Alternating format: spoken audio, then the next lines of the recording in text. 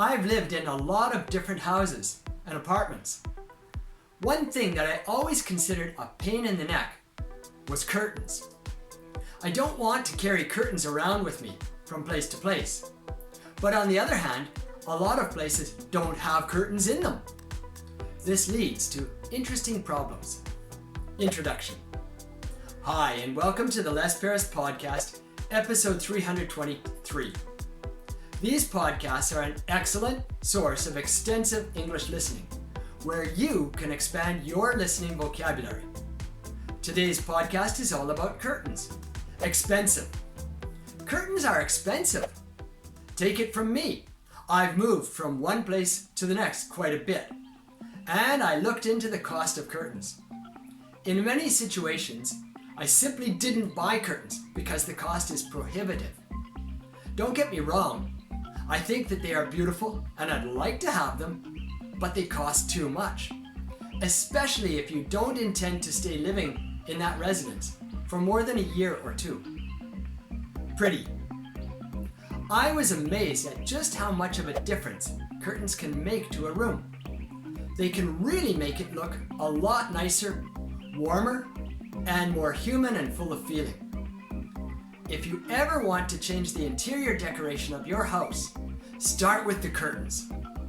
They have an amazingly dramatic effect on the atmosphere of the room. When I say curtains, of course, I don't just mean curtains, but I also want to include blinds in this category. Basically, any kind of window cover that can be used to filter or cut out the light. This brings us to our next topic. Light blocking.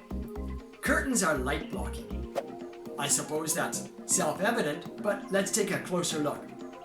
We want the curtains closed at night, so people can't look in our rooms when we have the lights on. It's blocking light. In this case, it's blocking light from going out of the windows.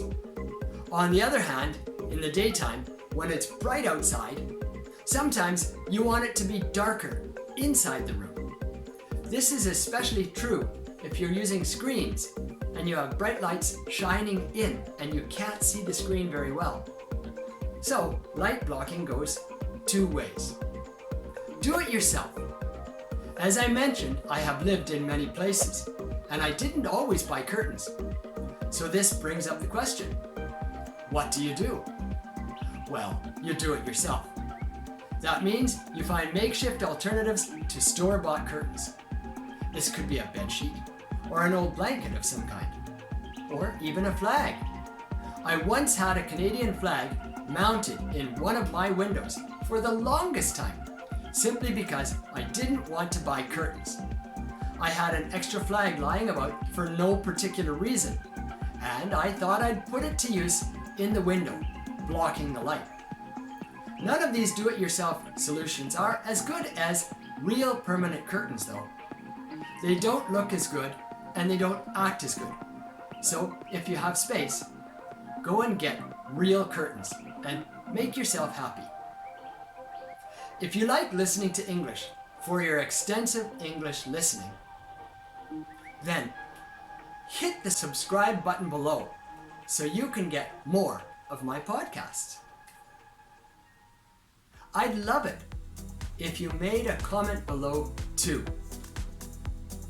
Tell me if you have ever done do-it-yourself curtains. Thanks for listening.